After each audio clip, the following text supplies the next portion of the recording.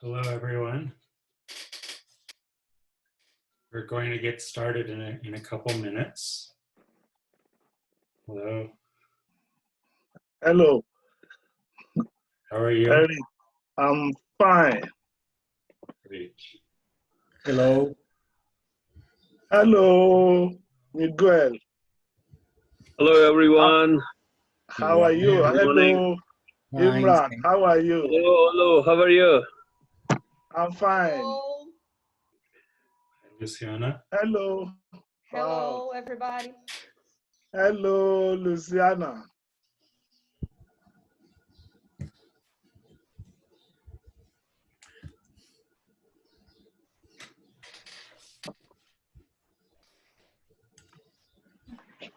Hello, everyone.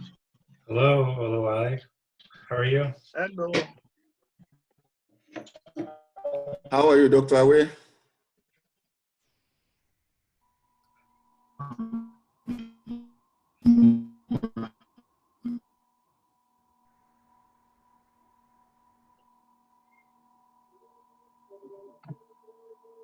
Good to see you today.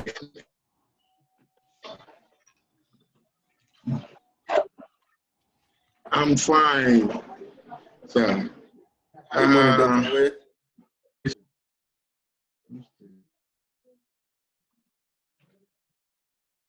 Good morning, sir.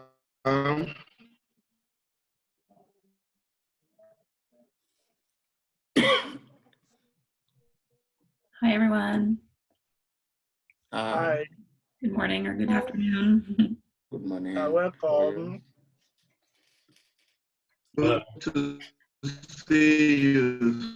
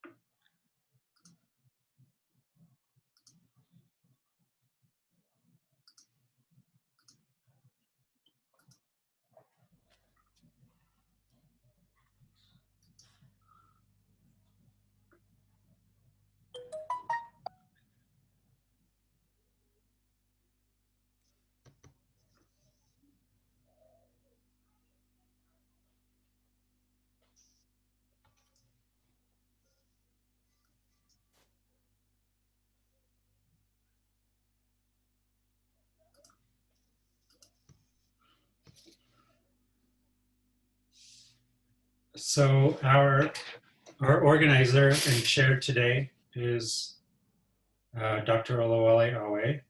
It looks like he had a connection issue and dropped off. But welcome everybody to this panel discussion on the sustainability of the LISA 2020 network. This is part of the plenary events of the LISA 2020 Symposium. I know that there are, at the moment, some concurrent regional and local events.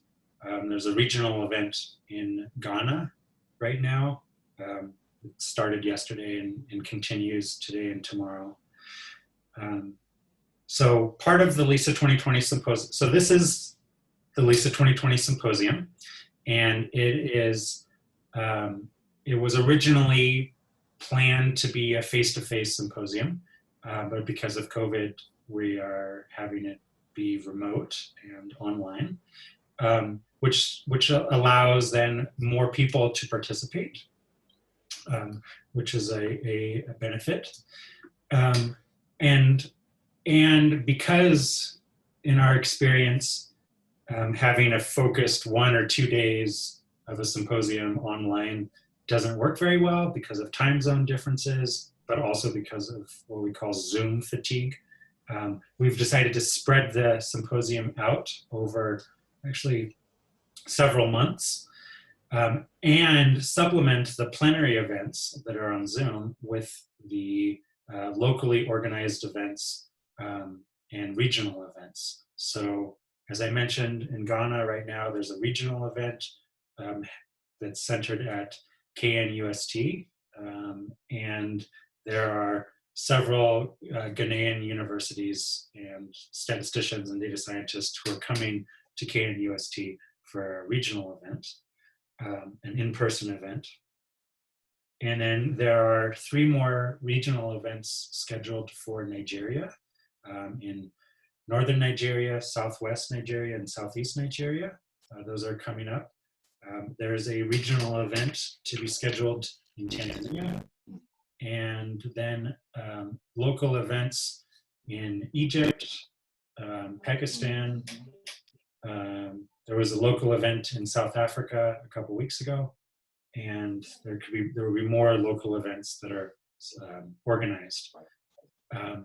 So today, as I mentioned, is a plenary session, and we're waiting for Dr. Olawale Awe to come and, oh, there he is. He's back.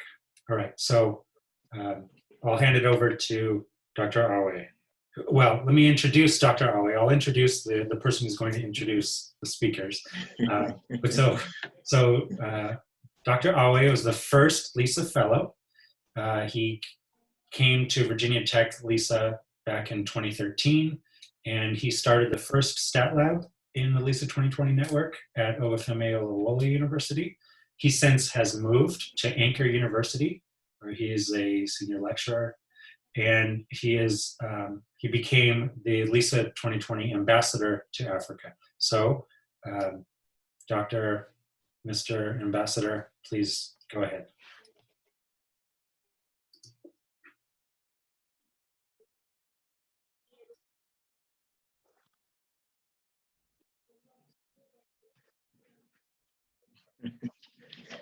Our able, this day we had a very interesting and amazing World Statistics Day celebration and LISA 2020 Day celebration. Very, very interesting event. We are grateful for the success of that event. Today we are having another interesting panel session. We have 3 distinguished panelists with us today.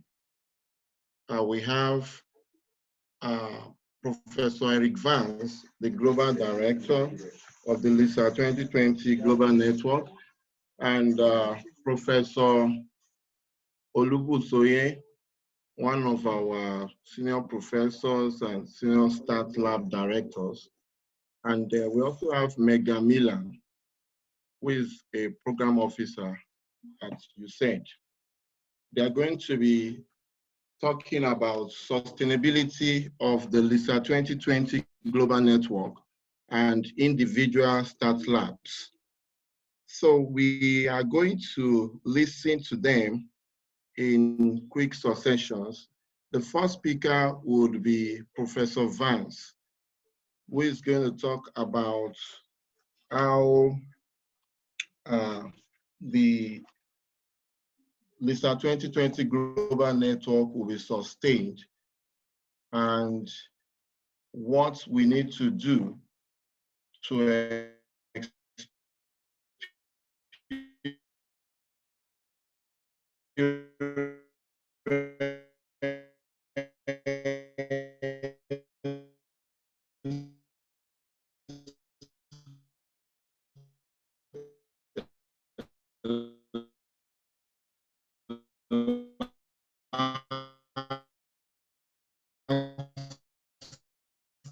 in sustainability. The talk today says, number 1, what do we need to do now and in the near future?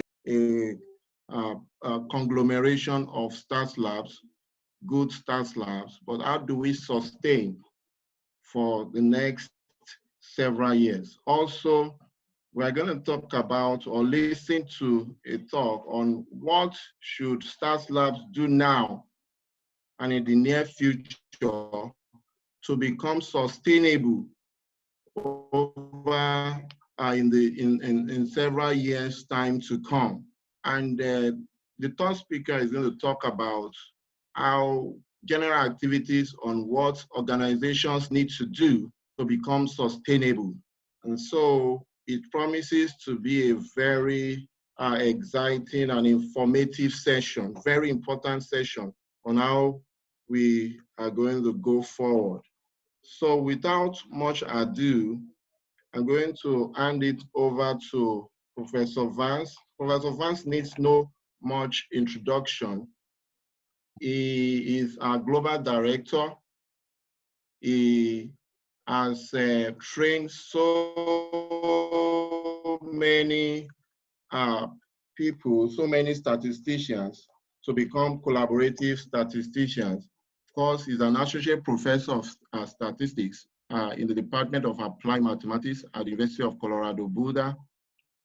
He, of course, is the global director, which has 28 new stat labs in 10 countries. You know, Dr. Vance has more than 30 publications in peer-reviewed journals.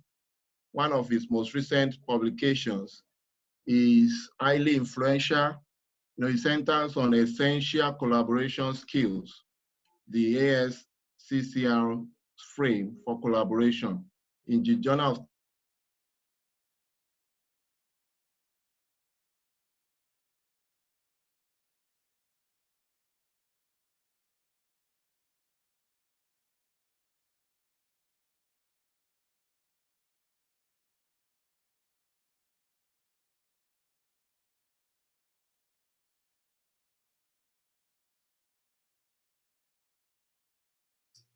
So thank you, Olawale, for the introduction.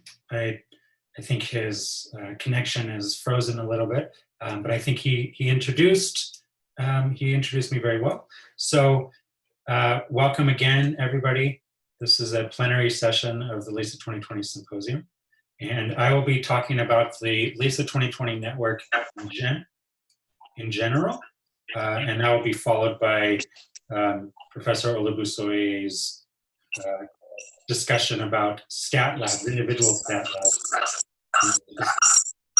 sustainability of individual stat labs.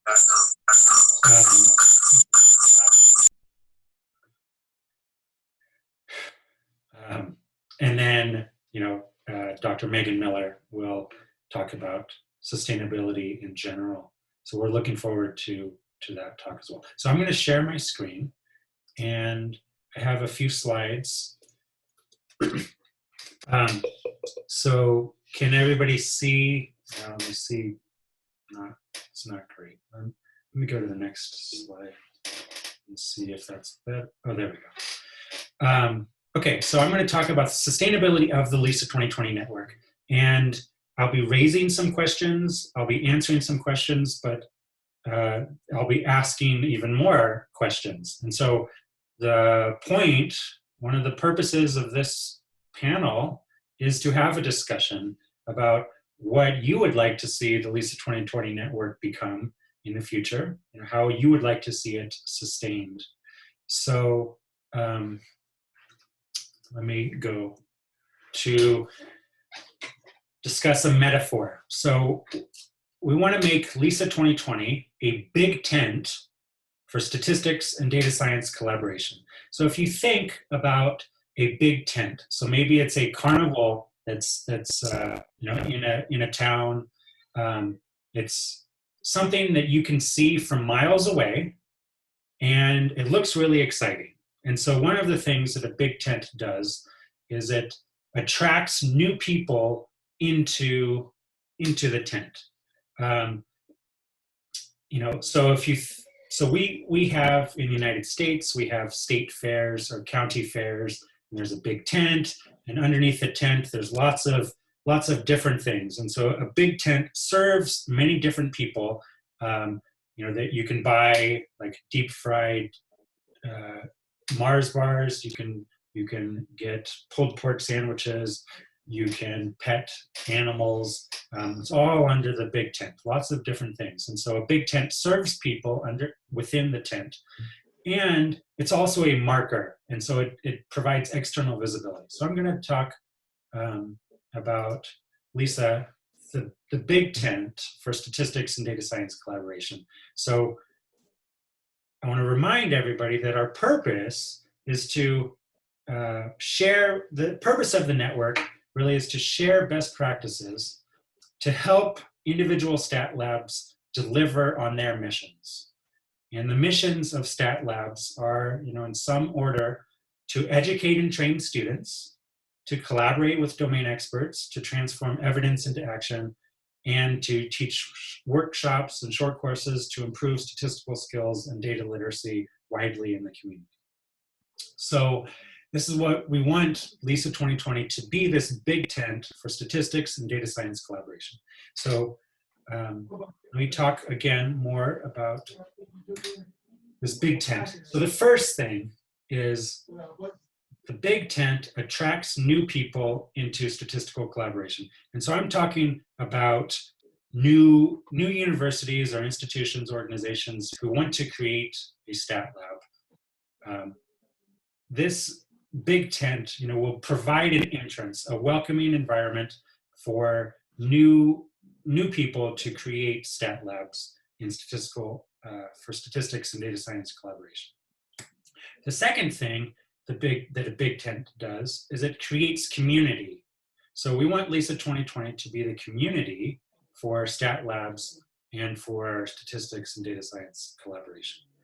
And it's not just a social community, but it's an intellectual community, because part of creating community would be being part of a community for technical support for research and administration. So technical support for research, may be that if I have a question about statistical analysis of a spatial problem, and I have some GIS data, and I'm not really sure exactly how to map it and to model it, I might collaborate with Miguel and Luciana from UniOeste in Brazil, because they have special expertise in spatial statistics.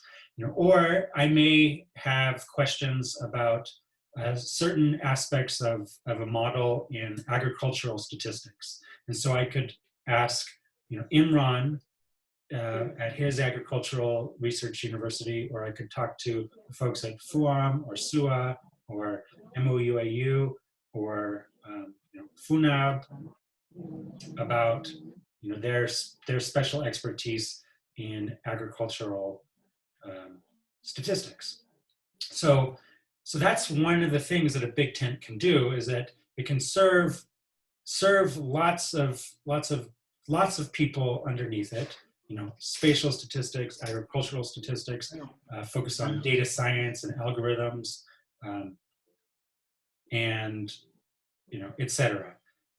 Also, there could be some technical support in this big tent for administration. So how do you best collect the metrics? What is the definition of a project?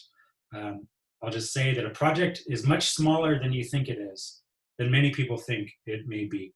A project doesn't have to be funded. A project is, I have a project in LISA when I collaborate with a faculty member in bioscience, and we talk about her research, and I provide statistical advice, and maybe I have a student who analyzes some data, and then that's a project, because I am enabling and accelerating research in that area. So that's a project for LISA 1.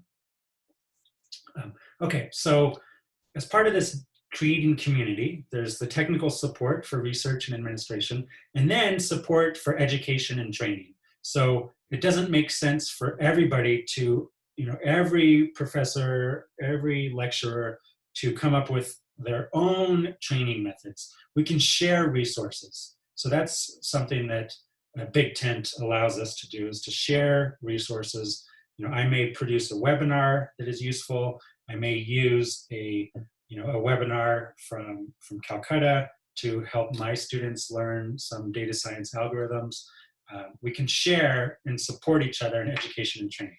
Okay, so that's the second point of the big tent. The third is that a big tent will promote statistics and data science externally, and this provides visibility. So an individual stat lab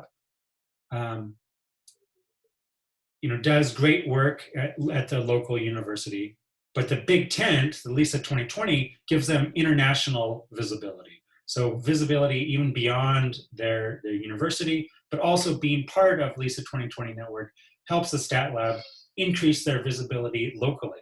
So, because you are part of the LISA 2020 network, you have more visibility even within the departments that are next, in the building next door, next to you. So this is the idea of the big tent. So we're kind of now going into some questions about sustainability. So for this first aspect of the big tent, attracting new people into statistical collaboration, one issue is, how do we continue to screen and prepare new members for membership in LISA 2020?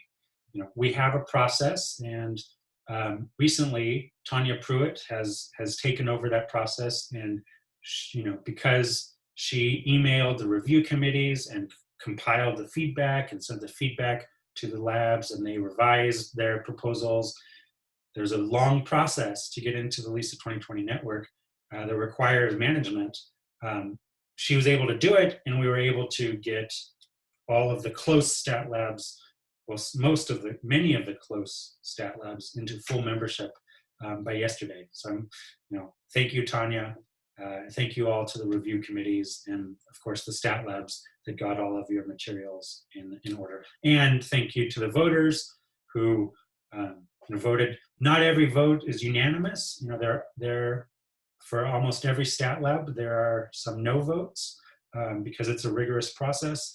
But ultimately, the 28 stat labs have satisfied that process and become full members. So, question: how do we prepare or screen new members, going off into the future?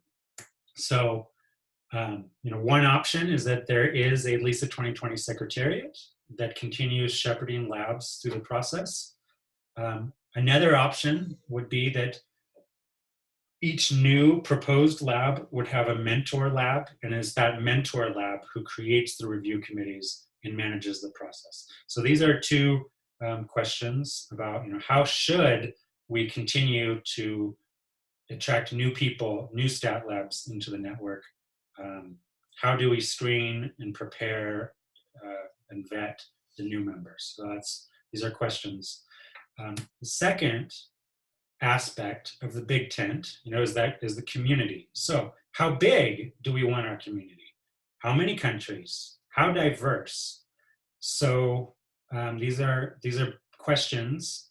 I have ideas, but I want to hear from the network.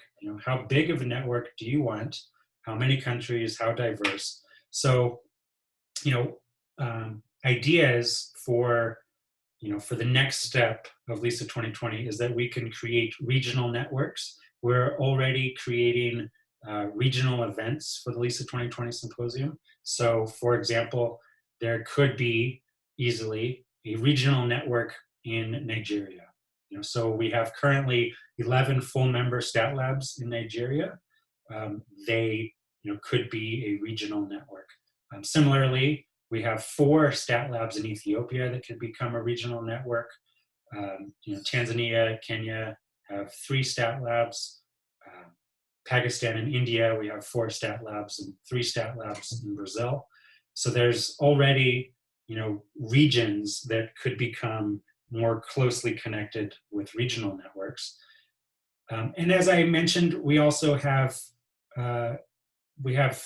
labs with similar areas of expertise. So we have agricultural universities and stat labs within these agricultural universities. And so they could create a network focused on agricultural statistics. So we're, SCOAST-K in India, SUA, and FUAM, FUNAB.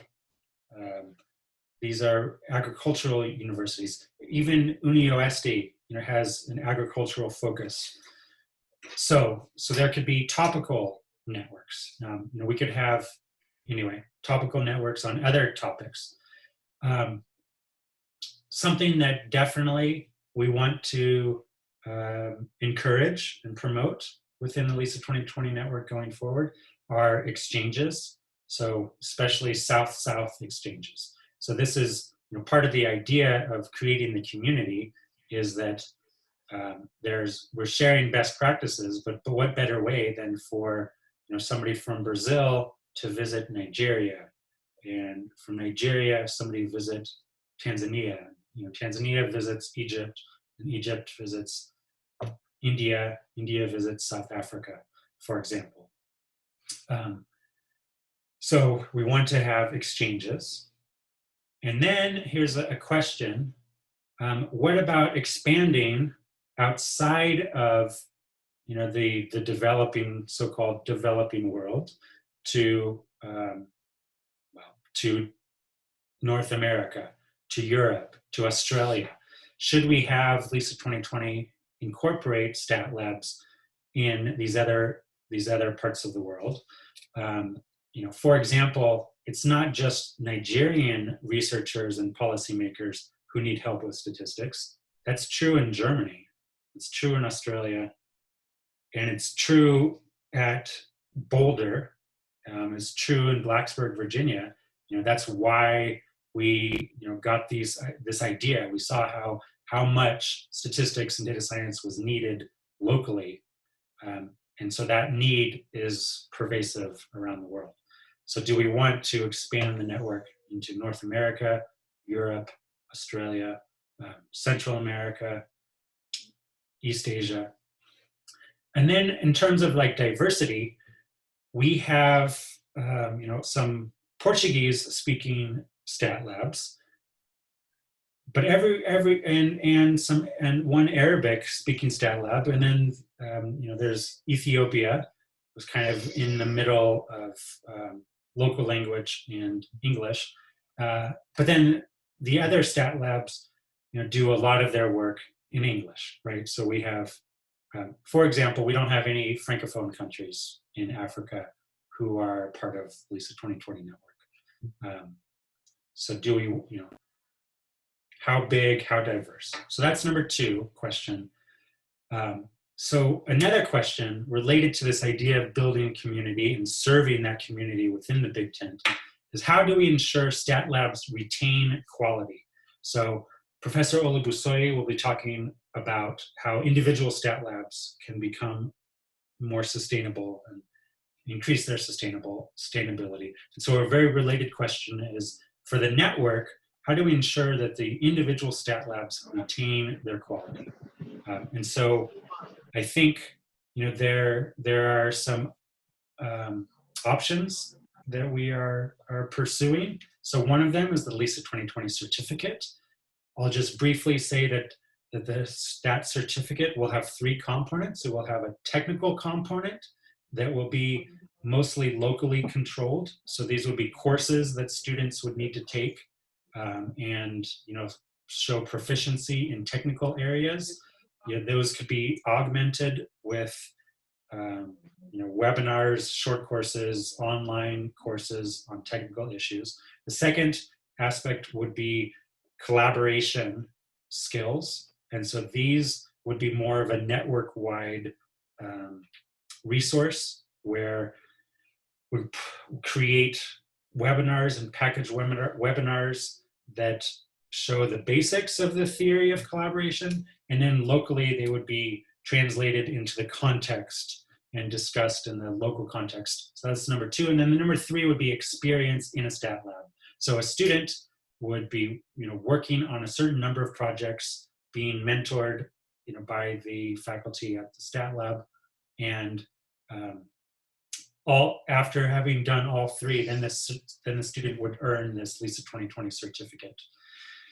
So that's one idea to help ensure the stat labs retain the quality.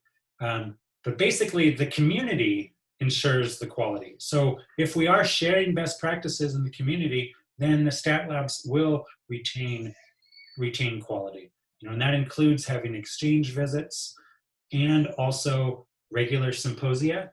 So symposia will help to sharpen the axe keep everybody sharp in technical skills and collaboration skills in the administration of a stat lab. And then a question would be, do we need to have a mentoring network for technical support?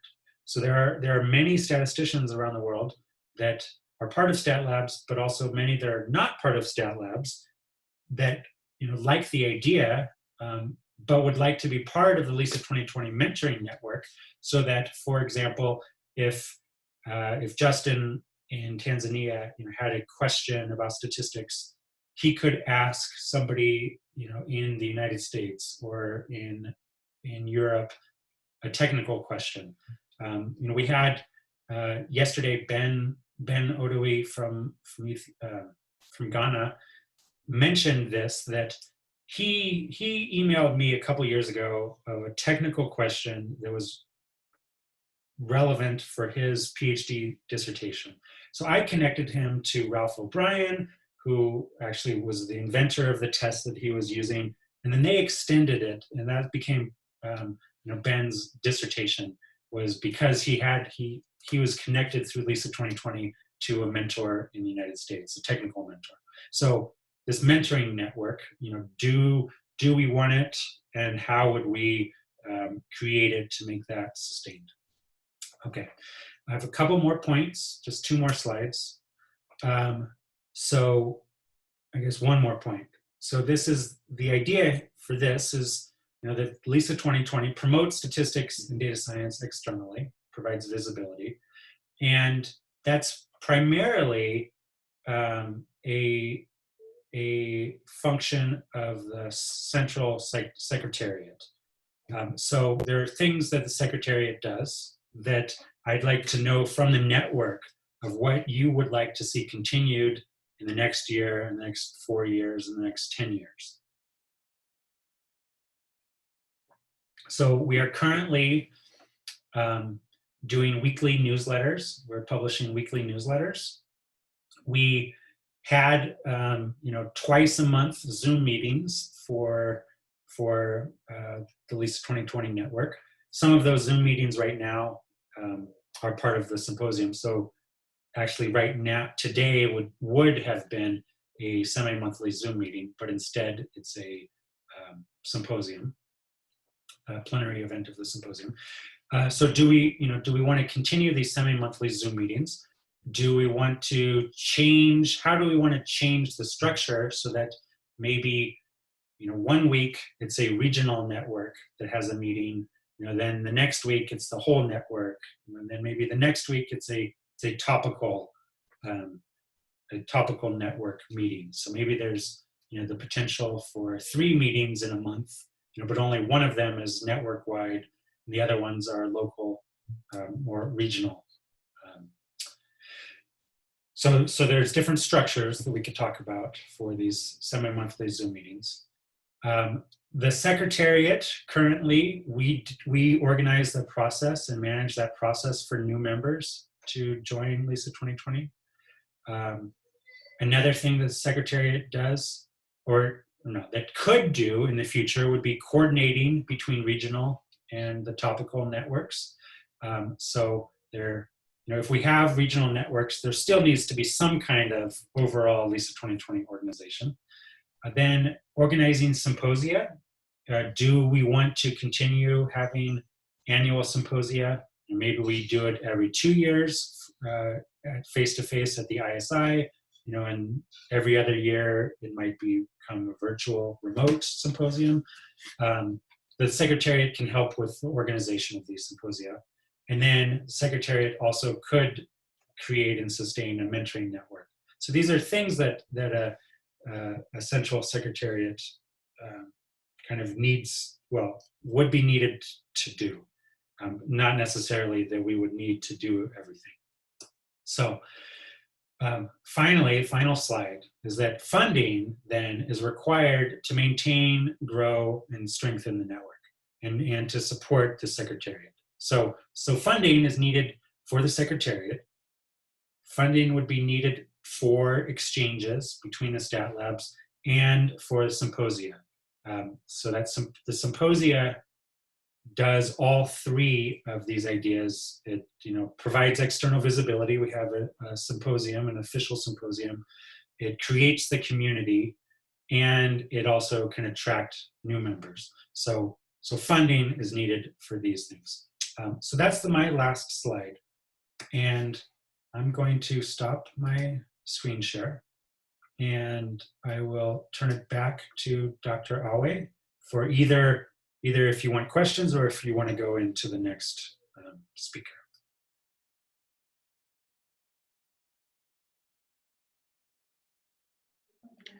Thank you very much, our Global Director, for that insightful and highly informative presentation.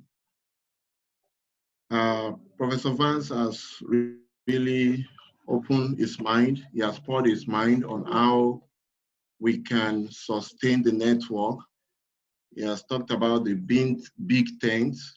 He has talked about what we can do as a network to be sustainable in the next few or more years, several years to come. So the question is, what will happen to the network in 10 years' time? What will happen to the network in 2 time? Where are we going to be? So this talk has highlighted some activities that can be engaged in for the next several years. Thank you very much, Prof, for that beautiful presentation. So without much ado, I want to move to the next presenter. We are going to be having Professor Olubusoye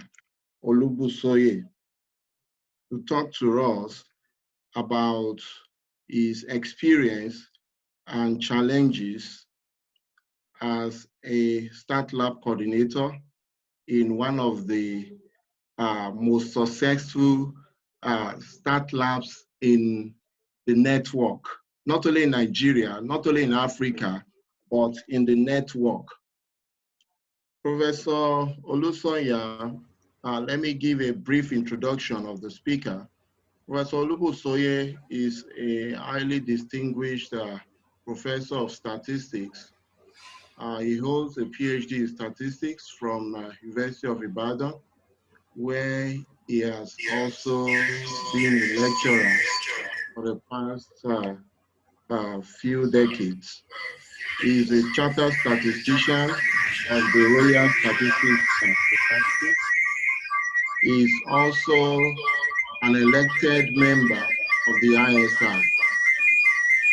Professor Olubusoye has been coordinating the UI-LISA lab since inception in 2015, and he has so many success stories, probably which is going to share some of them with us. And from his experience, we can learn a lot on how to sustain a Start Lab.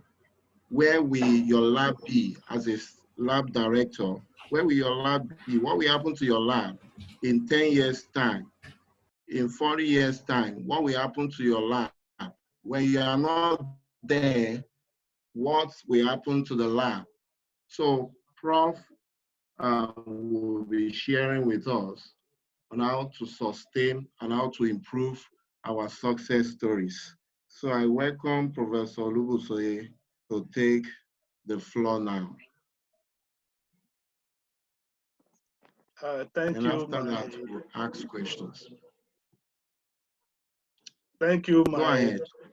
Thank you, my emeritus ambassador. I also want to thank our global director for having me on board for this discussion. Say good morning, good afternoon, good evening to all LISA 2020 network members, and of course non-members who have joined this platform. I want to say that we value and appreciate everyone for being part of this celebration. In absentia, I want to specifically mention the ISI president and the ISI Statistical Capacity Building Committee for proudly supporting the network. UI LISA, which I coordinate, became part of the LISA 2020 network in March 2015. Since then, statistical training and statistical literacy advocacy have rejuvenated at the university.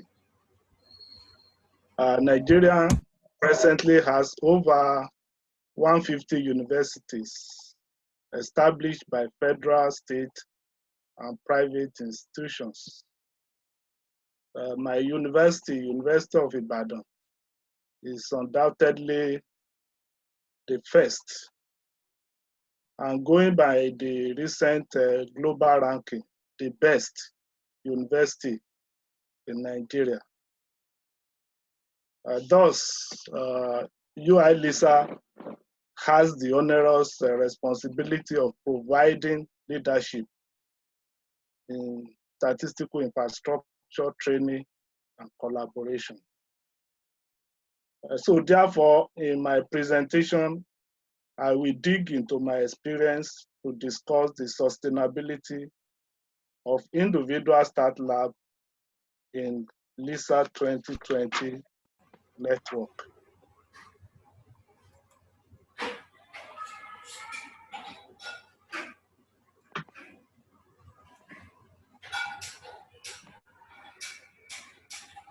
The word sustainability is widely used, as we all know, particularly in relation to the economy, environment, etc. For the purpose of this discourse, I found two definitions very attractive, appealing, and appropriate. The first is given by the Longman Active Study Dictionary. It simply defines sustainability as able to continue. I take that to mean dynamic, not static. The second is given by Wikipedia. It defines sustainability as ability to exist constantly. I so much like the two definitions. But the question is, how do they apply to a stat lab? I have 4 items in my checklist to define a sustainable stat lab. 1, the stat lab never ceases to function. In other words, it continues to perform its core functions of providing statistical infrastructure to support research and promote statistical reasoning, statistical thinking, and statistical literacy. Second, the stat lab never ceases to exist. In other words, it is not about physical structure, but is seen as an ideology, a culture, a way of life. It is in the mind, but only revealed through practice. The third on the checklist is that the stat lab never suffers from the network. Even though it has its own unique identity, it is enmeshed in the global vision and mission of building statistics and data science capacity in developing countries. Number 4, on the checklist is that the start lab never dies. Never dies with the exit of his or her director. Precisely, I mean, the start lab must outlive its director, whether in service or out of service.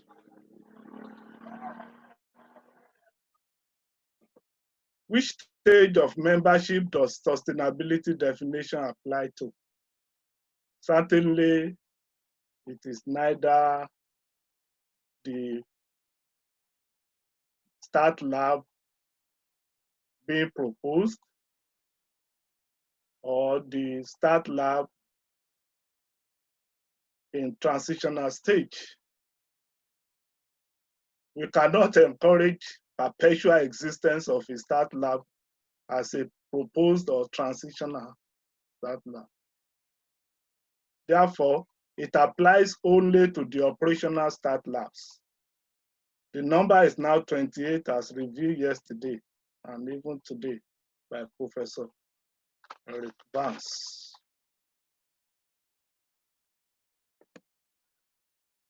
Now, based on my experience of coordinating a start lab in the last 5 years, I have identified 5 pillars for a start lab to be sustainable.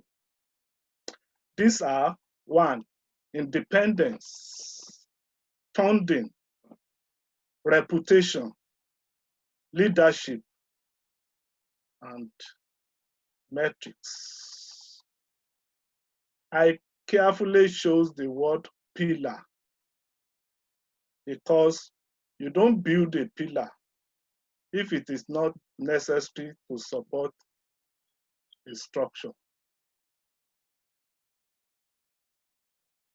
What do I mean by independence? Independence implies, 1, that the start lab has freedom to operate and carry out lab activities without fear or intimidation by external powers. The start lab has freedom to collaborate or choose whom to collaborate with within the organization or the institution or outside the organization or institution. The start lab has freedom to choose to use faculty or lab facilities and resources without restrictions. And of course, finally, the lab enjoys the power to administer itself in line with global standard and lay down rules from the center, which may not fit into the long practiced tradition or culture of the host institution. And the lab must be able to constitute its own leadership without interference from outside. The second pillar is funding. Maybe in most universities in developing countries, you hardly have a vote for operating a start lab. So for such a start lab to survive, there must be a steady and stable and consistent way of generating funds. The start lab must generate and receive adequate funding for its operations and survival. And that can come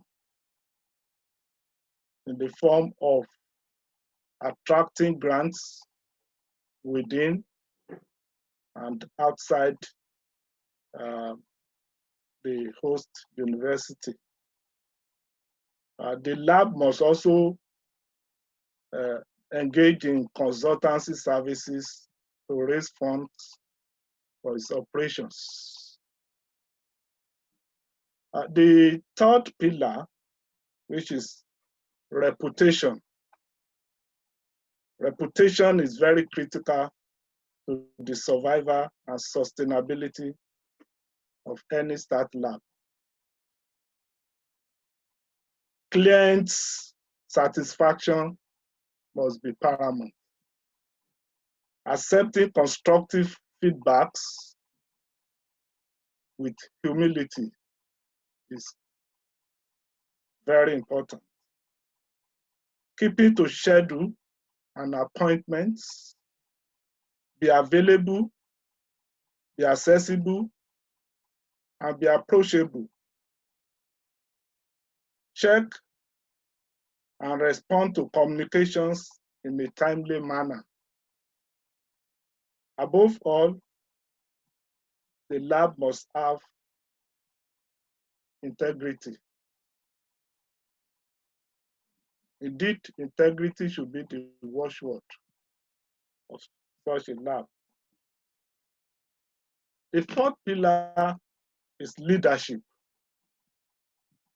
Start lab directors must provide good and visionary leadership. Delegate responsibilities. Develop mentoring structure such that you help your mentees to become mentors.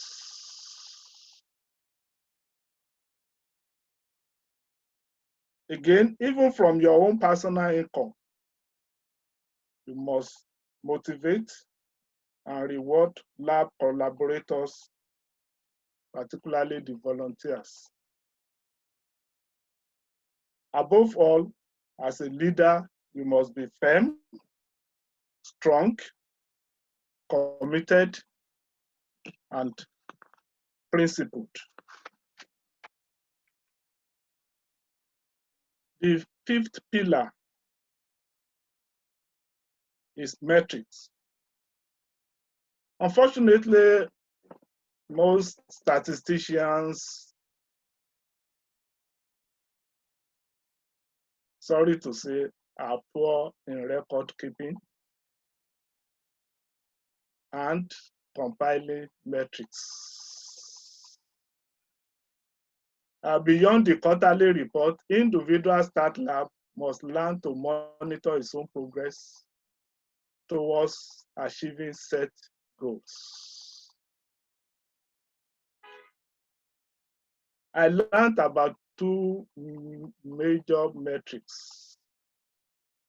One is program metrics and evaluation metrics. Program metrics is about the number of short courses you are able to organize, the number of clients received for walk-in consultations, and so on. But the evaluation metrics, to me, more important, because that's where you get feedback from the clients. What do they say about your lab?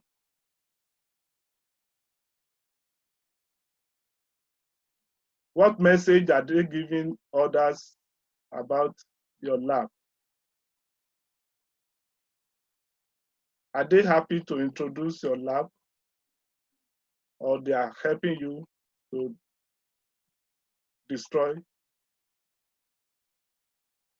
the image of your lab?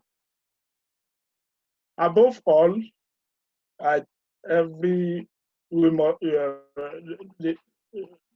you must produce periodic reports for your chair, for HODs, for dean, for president, or maybe vice chancellor, as the case may be. Most labs hardly produce reports.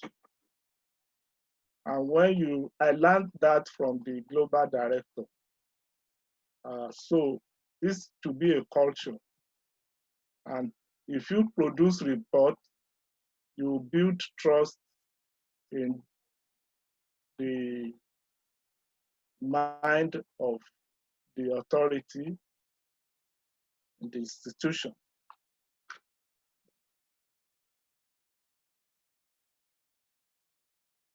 So there are 3 key agents in the network that have roles to play in ensuring that every START lab is sustainable. The first one is the global network team, or the center, or the global director. And I have 2 recommendations here. One, there is need to sign MOU with START lab institutions. Based on experience, this is one document that has kept UI LISA in the network to date. If we didn't have MOU, by now, there would not be UI LISA. Number 2 is that the network, the director should issue certificate of recognition to START lab directors, so that any director appointed without that recognition certificate cannot be recognized by the network. So we avoid the situation where institutions impose directors on the lab. If there is no MOU and there is no certificate of recognition, there are powers and there are absolute powers.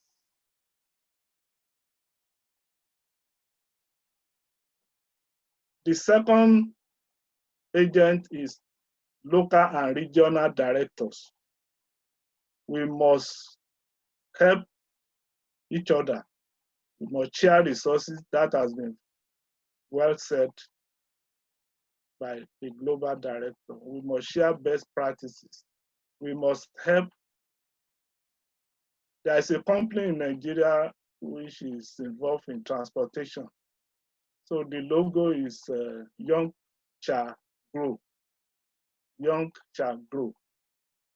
So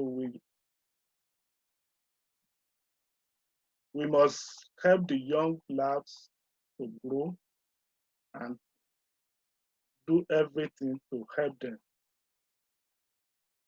Some labs are more endowed with material and human resources than others.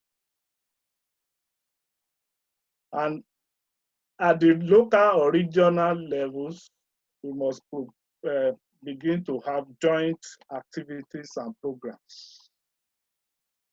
Through that, we help each other to survive and to remain in the network. Of course, the last key agent is the START lab director. The director must have a formidable team across ranks, units, and blocks. You must have your team not only from your own rank, but across ranks.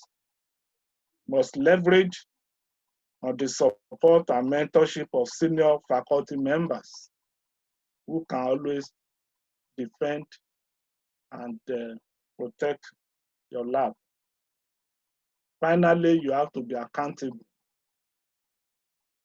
You must be able to defend your actions and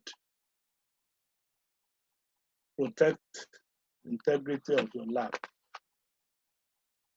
Well, I have the following takeaway questions for each Start Lab directors. We don't have to answer those questions here. We already have plenty of questions from the global director, but these are futuristic questions.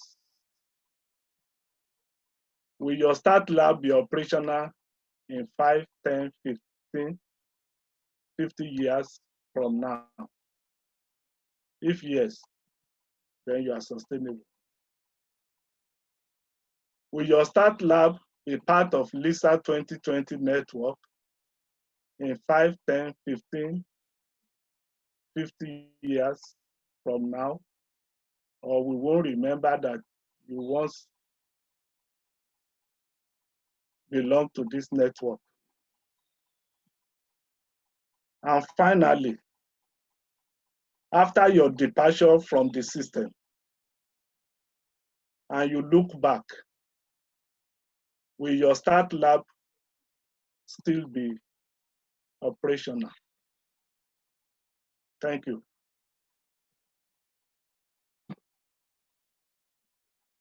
Much, Professor Olubusoye, for that beautiful presentation. Well, we have had it all. We have said a lot of things that can help us to be sustainable. We are going to come back to his presentation. We are going to have a lot of discussions on the questions raised. And I'm sure that we have all learned one or two things from these highlights on how to start lab. Let's move forward without much ado. I'm going to introduce the next presenter. The next presenter is Megan Miller. Megan, can you share your screen, please? Megan Miller is currently a research program officer and a strategic advisor to the director of the Center for Development Research at USAID. She engages higher education institutions around the world, working across multiple technical sectors and geographies.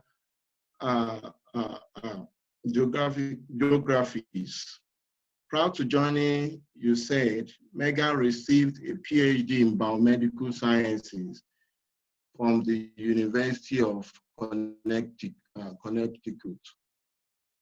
She's going to talk to us today on general activities of organizations, how programs or organizations can sustain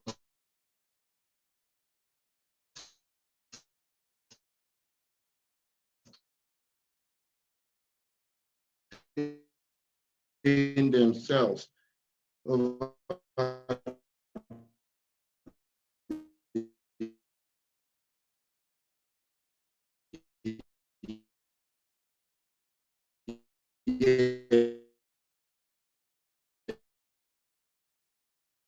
She's going to talk about the red flags or that is sustainable or not.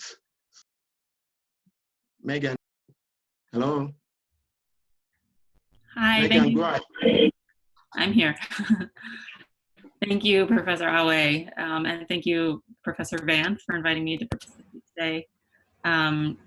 I did not prepare slides for the occasion, but I do have a few, I guess, talking points to go through, and I think I'm really glad that I am going last and have the perspective now of the previous two panelists. I think that probably what I have to say is pretty well aligned with what you've heard so far. So hopefully we can start a more kind of interactive discussion. I welcome input at any point in time.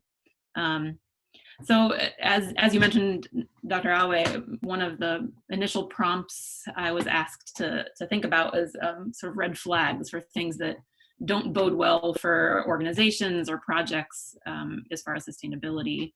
And I think the first thing that came to my mind when I read that question is it is not a good sustainability strategy to focus all of your sustainability efforts on procuring additional funding.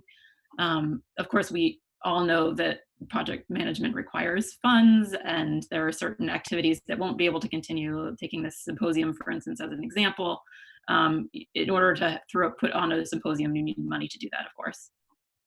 So it definitely is part of the equation, but I think where teams, where groups and projects fall short is when they assume that that is the sole approach to developing a sustainable project or program. And so I just wanted to highlight that there are many other pieces that go into developing a sustainable project. So for instance, and this is again aligned with some of the things that we heard from Professor Vance and Professor Olubusoye, that for instance, focusing time and resources on building buy-in and ownership of various elements of a project or a stat lab, for instance, among the stakeholders who might be interested in maybe utilizing the services, or who might be interested in contributing, or maybe even taking on a portion of the project and running with it themselves, so that the onus is not entirely on, for instance, you know, the lab director or you know, the CU Boulder Secretariat, for instance. Another thing is another I guess approach to sustainability is taking some time and recognizing that there are ways to focus project and activities from the point of design through implementation on the outcomes themselves as something that can be sustained beyond the activities that you're doing. And so this is a really great project in that it one of the central sort of tenets of it is to build capacity so that not all of the activities that you're doing have to continue in order for the project to be successful. So some of the activities will stop, and that's okay, because that's part of the sort of theory of change. You're building capacity for people to be able to do things on their own. And I think generally speaking, when I think about sustainability for a USAID type of project, we do like to separate our discussions into sustainability of activities versus sustainability of outcomes. So how can we focus on building activities such that the outcomes can be maintained even in the absence of additional funding, let's say, for an activity to continue? The other, I guess, sort of red flag that I have been thinking of is the lack of attention to sustainability from an early stage in a project, or from the design through implementation. It should also be part of the learning objectives of a project. So I love that Dr. Olubusoye mentioned that metrics were one of the pillars of a successful and sustainable stat lab. So metrics and what you can learn from those learnings, and how you can adaptively manage, you know, your project or your stat lab accordingly, I think is really important. Yes, but generally, so thinking about it throughout. So it shouldn't be something that you consider, let's say, because your funding is about to dry up in 1 month, okay, how are we going to continue? I think that's another pitfall that folks run into problems with, when folks run into problems with continuation of activities or outcomes. And then lastly, I think that being a really important aspect is being rooted in a very solid and well thought out theory of change. So if you don't have a theory of change that you've considered and reconsidered and you know, adapted over time, you run the risk of spending valuable resources, whether money or person power, on activities that are not strategically aligned with what you aim to accomplish in the end. And so I think being really mindful about what your theory of change is, revisiting it periodically, because we all recognize that they change over time. You learn new things, different things sort of become priorities. I know that the idea of sort of like mission creep kind of gets a bad rap, but I actually think it's totally appropriate, because it makes sense for you to adapt as you learn new information and as you know, contexts continue to evolve. So those are the three things that I have sort of identified as red flags. So one, focusing solely on funding in absence of other sustainability planning efforts. Secondly, not thinking about sustainability from the beginning or throughout a project, but rather as a sort of reaction to something that's happening. And then the third one is lacking a solid theory of change as a foundation for the work that you're doing. So moving on to, I guess, the second but related question, which is, what are some things that organizations can do to become sustainable? So I'll talk about this again pretty generally, and maybe draw on some of the things I heard earlier, and some specifics for the LISA 2020 network, as I understand it. So the first thing is to engage stakeholders as much as possible, essentially. This ensures that the work that you're doing is need-based, meaning that there is a demand for it in the community or in among your end users, whoever those may be. So in the case of the LISA 2020 network, you know, Eric mentioned earlier the idea of being really, and I know that he has generally been very inclusive of the network members in decisions that the network makes as a whole. So what is it that the network members are looking to get out of the Secretariat, for instance, is a really important question to be asking as you're considering what the network might look like in, you know, 5 or 10 years.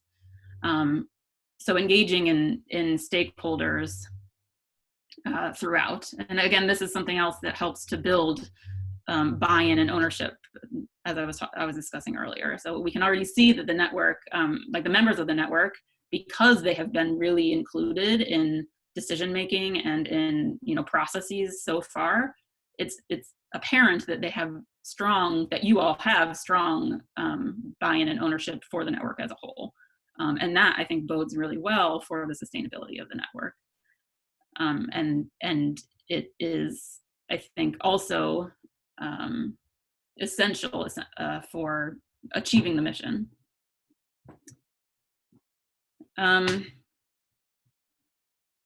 So another thing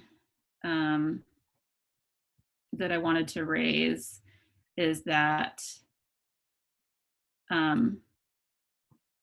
it is important, and this came up earlier a couple of times as well, it is important to be very thoughtful about knowledge management. So that means, and there's sort of like two prongs to this one. So one is, as we were discussing earlier, or as Dr. Olubusoye, I think, really wisely mentioned earlier, that a stat lab, if it is to be sustainable, should not cease to exist if the lab director exits in some way.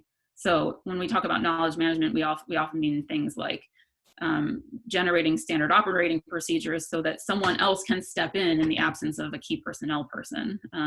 It shouldn't be, the continuation of the lab should not be, the lab or the network as a whole should not be contingent on a single person if it is to be sustainable. So there should be clear, especially as the network continues to grow and things are less, you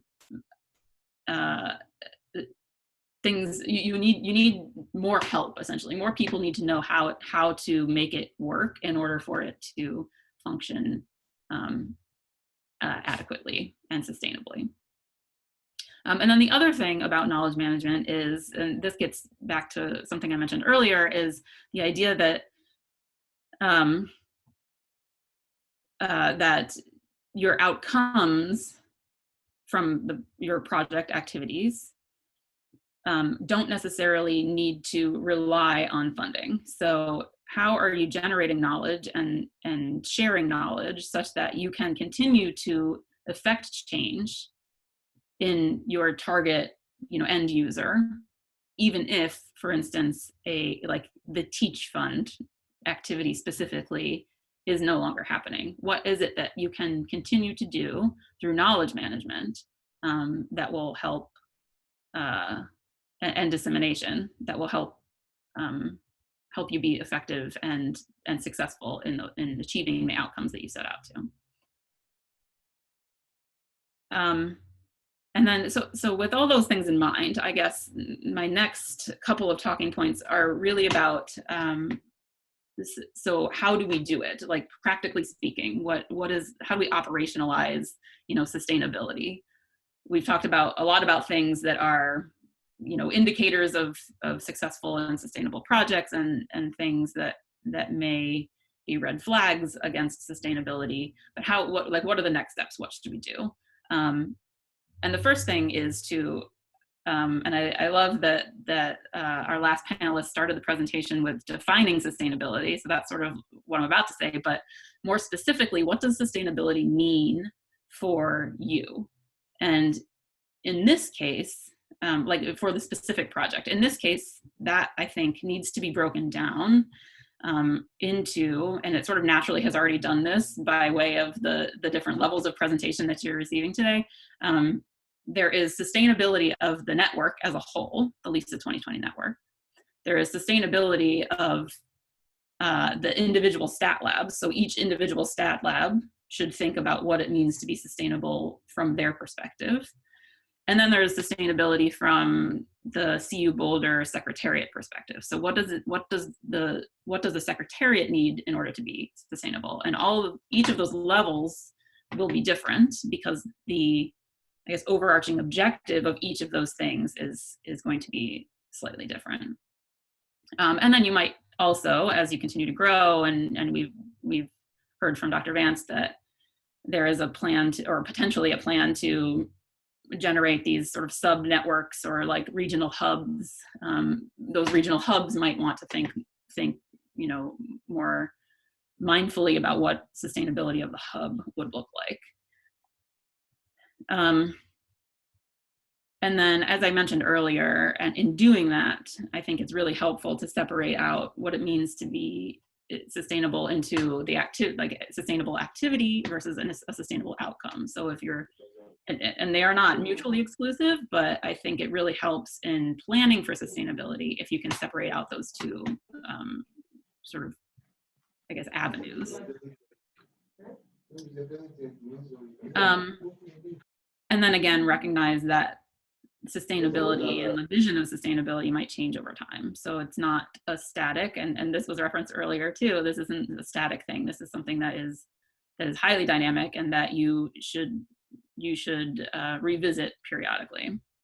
So then that leads me to the last recommendation, which is essentially to create a sustainability plan and plan to devote resources to it. So that means money that you have and time that you have planning for sustainability. And that means spending time engaging stakeholders in a way that might help you understand what the needs of your end users are. Engaging stakeholders, even such as, for instance, ISI. What are the priorities of ISI, and how might they be a really crucial partner in helping you achieve your outcomes? Where are there areas of overlap, or where are there gaps that you can fill elsewhere that might build ownership, might build buy-in from important stakeholders?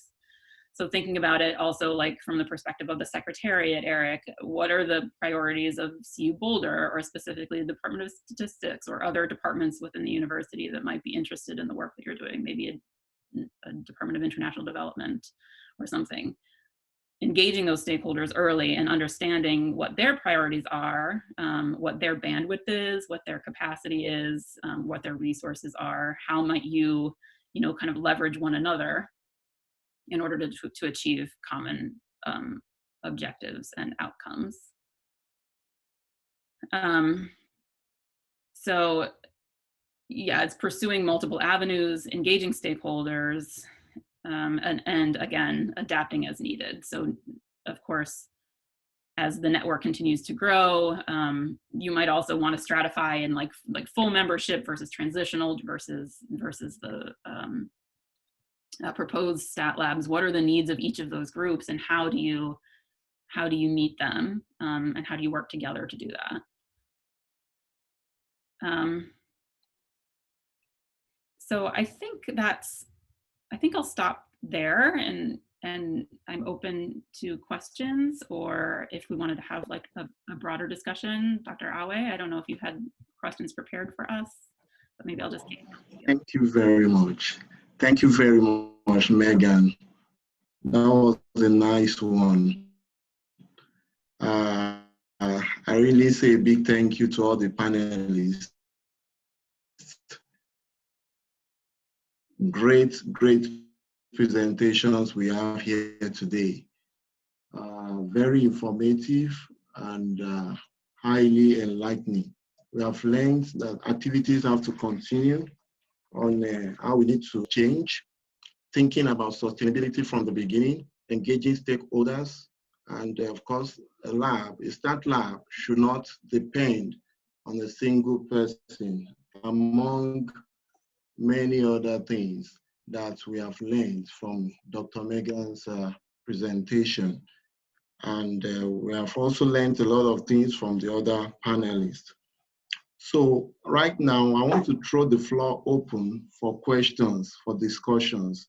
If you have contributions or questions for our panelists, can you take the floor?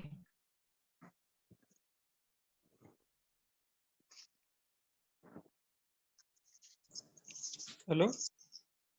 Hello. Go ahead. Okay, thank you very much. I have two issues I want to raise.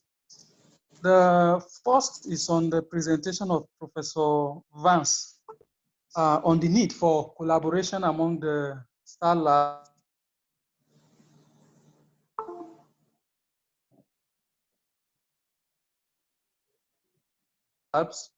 to ensure sustainability. The collaboration is something we started this year or last year, but eventually we couldn't proceed much because some labs, transitional labs, need to make their presentation, and that is that we should encourage individual members and labs to make presentation on what they are doing. That will make other people in the network to know what some other people are doing personally as researchers, and also activities they are carrying out in their labs. And that will encourage, somebody who also perhaps is trying something along that line to find a way of collaborating with the individual as a person or with the lab. For instance, when we started personal presentation some times ago, that gingered a little collaboration between some people. For instance, myself, I had need to contact one or two persons who made presentation on something and they asked for one or two things. So I think we should find a way of ensuring that in our bi-monthly Zoom meeting, probably one of it should be dedicated to encouraging individuals to make presentation on their research or activities they do in their lab so that people can find a way of collaborating with them. The second comment I want to make is on the presentation of Professor Olubusoye. Well, as also emphasized by the other presenter, that a lab shouldn't be built on an individual. It should be like an institution, such that when an individual leaves, the labs should be sustained. It should continue. But by my experience, what I've seen in one or two labs, and in particular in our own lab in Futam, is that the vision of an individual seems to drive the lab more than the institution itself. What I mean by this is this. Let me cite an example. Dr. Awe was in OAU when he started the first place, like it was presented yesterday. But as soon as he left the university, that lab went down. That shouldn't be. Professor Olubusoye said maybe a certificate of recognition or something should be presented to the coordinator so that somebody cannot just be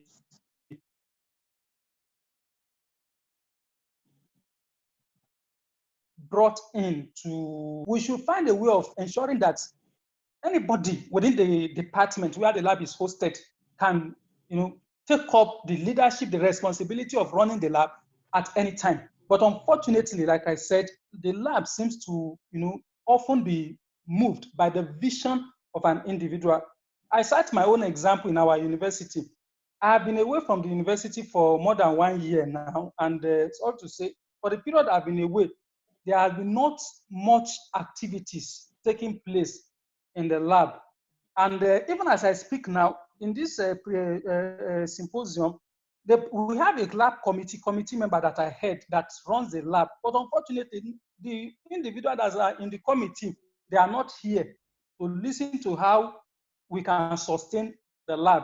So that will not allow such lab, to have all it takes to continue. So what I'm trying to say is that the lab, we should find a way to ensure that people within the department where the lab is hosted are carried along. Though in most cases, that is a bit difficult because you can't force somebody. Again, for instance, you cannot force somebody to be here. In our department, this Zoom meeting was posted in our WhatsApp group yesterday, so I was expecting to see people. Have kept checking the attendance. I saw one person who came in and then all that. So we should ensure that people, are brought along so that the lab can have sustainability, even when an individual, ceases to be in the institution. Thank you. Thank you, Ezra. So I have a comment on your second comment, which is that the labs are typically driven by the vision of an individual rather than the vision of an institution. And you said that perfectly, which really leads to two issues. I mean, two sides of the same coin. That's why the LISA 2020 vision is so necessary. This vision that statistics can be more than solving problems or staying within your office. The statistics can be collaborative and can be useful to help accelerate research and to help make better policy and to help spur business innovation. The statistics should be out there. And so that's the vision of LISA 2020. And it's not shared in most universities, institutions, departments, which is why, it's very important that we have LISA 2020. So it makes this very important. It also makes it difficult because we have to, the biggest challenge to sustainability of an individual stat lab is not the vice chancellors or the deans. It's the other members of your own department who don't share the vision. And so it's very important, as you mentioned, Ezra, to carry along the other faculty members. So not only do we have to do our work, we have to also, convert the other faculty members in our departments that the work is valuable and that they can, be part of that. The problem is these faculty members, they've been doing what they've been doing for 30 years. They're successful. They're the top of the line. Why should they change? Why should they actually do more with statistics? Why should they have impact outside of teaching or outside of their research? Well, we have to convince them why. And so that's part of the vision of LISA 2020. So thank you for your comments, and we'll go back to Olawale to facilitate more discussion.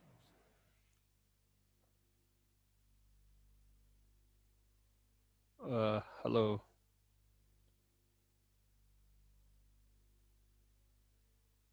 Hi, may I speak? Yeah. So hello, everybody. Thanks for your nice presentations. Am I audible? Yes, okay. you are, Imran. Okay, thank you. I have just, one or two things to suggest regarding the sustainability of this. Besides many things which we'll be doing in our labs, like, the consulting collaboration. That's fine. That's our routine. That will be, you can say a routine work for all the labs, LISA labs, statistical consulting with the researchers and other things. My suggestion would be that the global director has to take a lead in arranging the, lectures from time to time from the world-renowned statisticians, so that if such lectures are, delivered online in the stat labs, where the other members and the students of those labs will be present, and they will develop interest in because whenever there is a personality of a particular field, so definitely there has an impact on the work of the students and the faculty members. So I think that should be the one of the there should be a part of this LISA to have world-renowned statisticians from time to time who will be delivering online lectures. That's one part. Second part, my suggestion would be that if we had a team of in this LISA network, because to formulate the projects, it's not that everybody, because one may be expert in one field but may be lacking the other field. It's not possible for everybody to, because our language, our it's not English. In the English we need to refine the things. We may have the ideas, but it's difficult to put on the papers to motivate the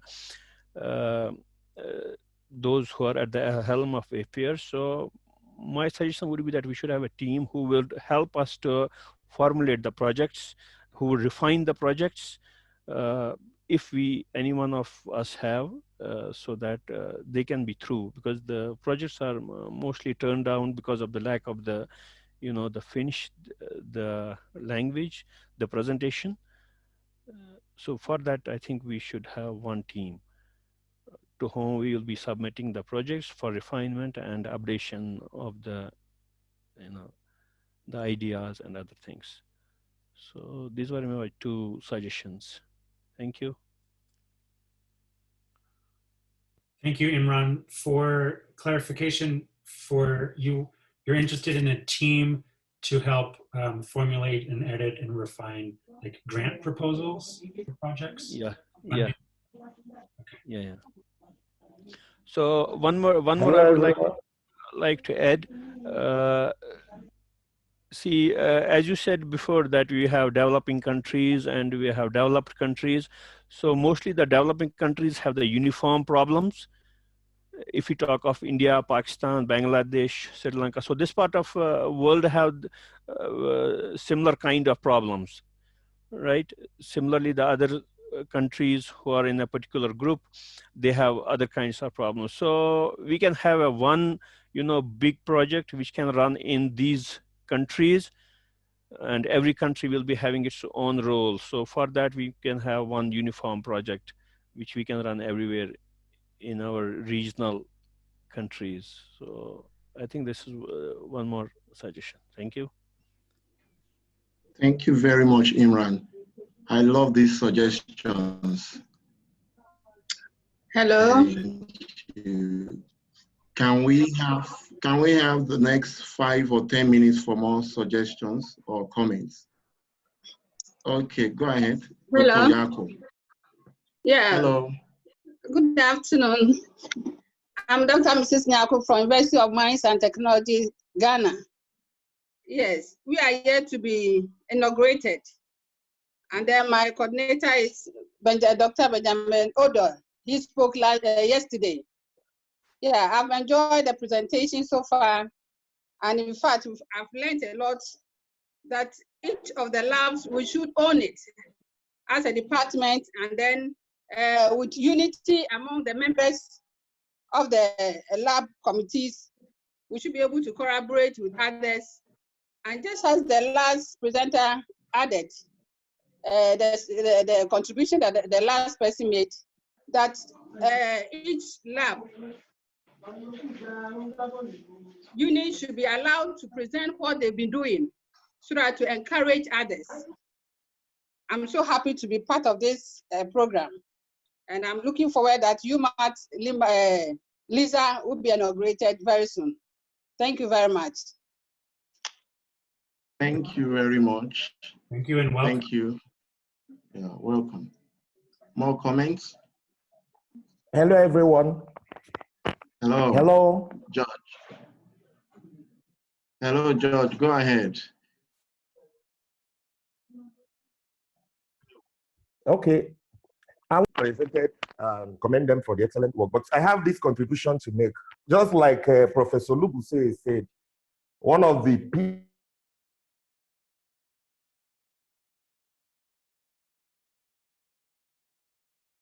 pillars of having a success, and that's where I want to talk on.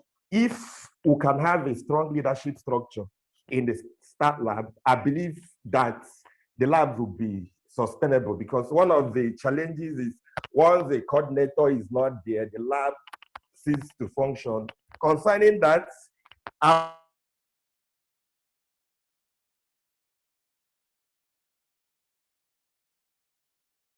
will suggest that each of the structure in place. For instance, the lab coordinator, or the director, and the assistant can be attending the bi-monthly Zoom meeting.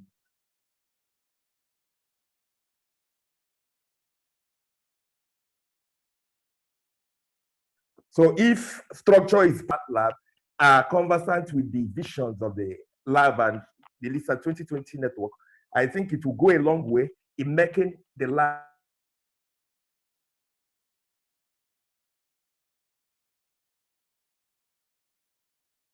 sustainable, because on leadership. So in the local START lab, I see the START lab sustainable vis-a-vis the other contributions that have been.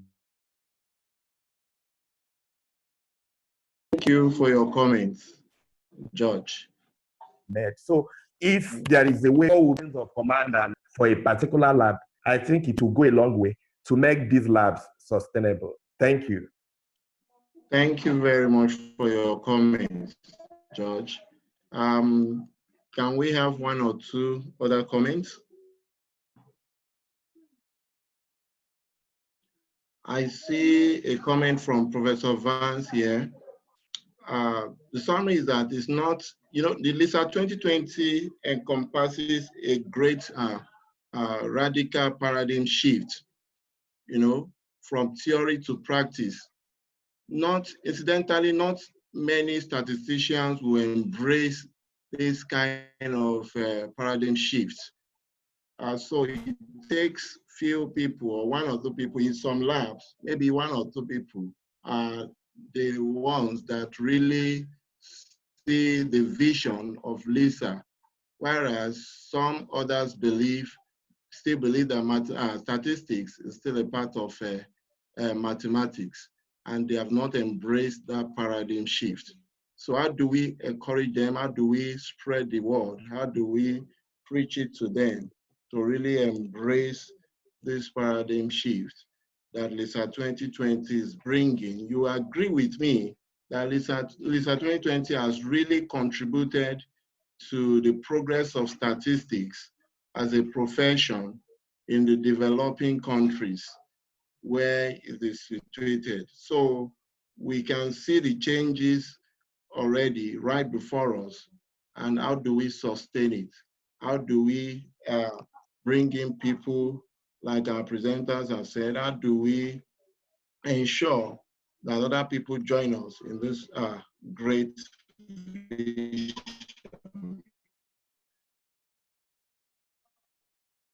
And so that to be sustainable in the next several years. Comments? Let's listen to one or two more comments. We have about 3 minutes to go.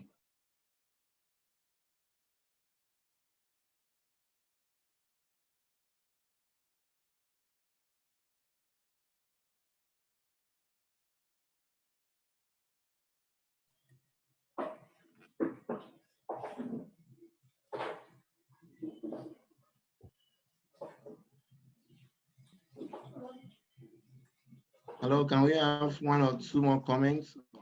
Maybe Okay. from our panelists. Dr. Awe? Okay. Dr. Awe? I hear you. Can I make my comment? Dr. Ayola can see you. Please go ahead. Yes, you have the floor, please. Okay. Nice to see you. Thank you so much. Thank you for this very initiative. And kudos to our global president, Professor Vance. Yeah. Coincidentally, I'm lucky to have met you at ASA 2014 at Florida. And since then, of course, I've been following you. And when you came to Ibadan, of course, my father, my supervisor, Professor Olubusoye, hosted you and the entire university. We have been tapping from your weight of experiences. And thank you. We can see the trend, how things are going in Africa and in the whole world as a whole. Thank you for this initiative. I'm privileged to have my name is Femi Ayola. I have my PhD in statistics under the supervision of the erudite scholar, Olubusoye of the University of Ibadan. I'm privileged to actually come to the developing nation here. And I can say what is actually going on because your question about paradigm shift made me to wanted to ask this question. Professor Vance, if we see what is actually going on here, the usage of the statistics, how statistics are being deployed.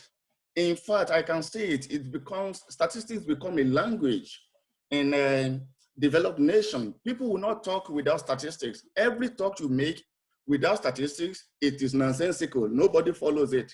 We can see how research dictating the society. We can see what is going on. But how do we actually institutionalize LISA? I think Professor Olubusoye says something beautiful. All is a presentation, I follow it keenly.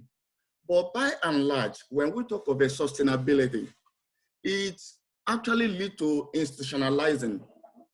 How do we break the genes? Not really breaking the genes. We know what it takes for some of you who happen to be our leader, how you came up from the rigors of a competition department and so on and so forth. And if at all we are going to grow, if truly we are going to grow, statistics should go beyond integrating from infinity to infinity, and from minus infinity to positive infinity. In reality, what is that minus infinity? What is that positive infinity? I mean, for the result of our research to be deplorable in a developing nation, I mean, in our country, in Africa, we needed to face the reality. And to really face the reality is to plant LISA.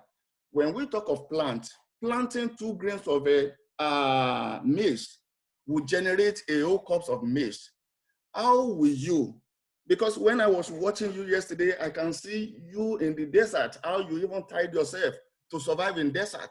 Even those of us that are born in that environment, I don't think we have gone so bad to that experience. I can see that experience.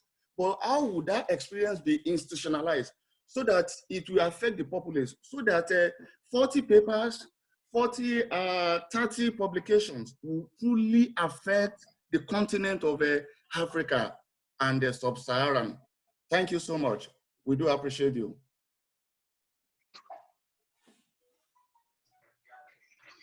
Thank you. You're welcome. Olawale, do you want to wrap things up? I do want to kind of mention, to kind of comment on Femi's statement that there really are 2 issues. One is, the sustainability of the stat labs and work. A separate issue that we're now just beginning to talk about is that we are trying to engage in a paradigm shift. And so how do we institutionalize this concept that statistics can be collaborative and statistics can have wide impact, and that a stat lab is that generator of the impact by training the students, by matching students with domain experts, letting the projects be ways for students to learn. How do we institutionalize that? Because if that concept is institutionalized, then the need for LISA 2020 goes away and it just becomes statistics. It just becomes the ISI. It becomes, you know, the common thing. So I think we do parallel tracks. We continue our work to try to change this paradigm. That takes a long time. It's not just engaging stakeholders. It's engaging stakeholders over and over again and waiting for the old people to die and having the new generation take over. That's how we shift the paradigm. But that takes so many years. So how do we, in the meantime, make LISA 2020 sustainable? And that's, you know, so those are two issues, and I'm glad that those have been brought up today. So Olawale, go ahead. Thank you very much. I want to really appreciate our panelists. Yes, Ma.